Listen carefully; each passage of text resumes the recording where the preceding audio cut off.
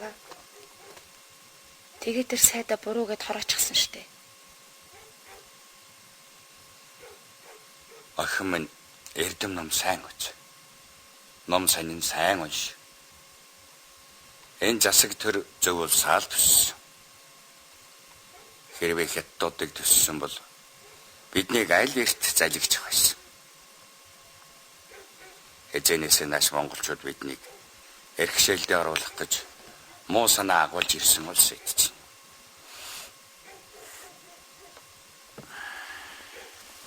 Та тэгээд энэ алга баривчилгааг зөв гэж хэлэх үү? Буруу. Тойлын буруу.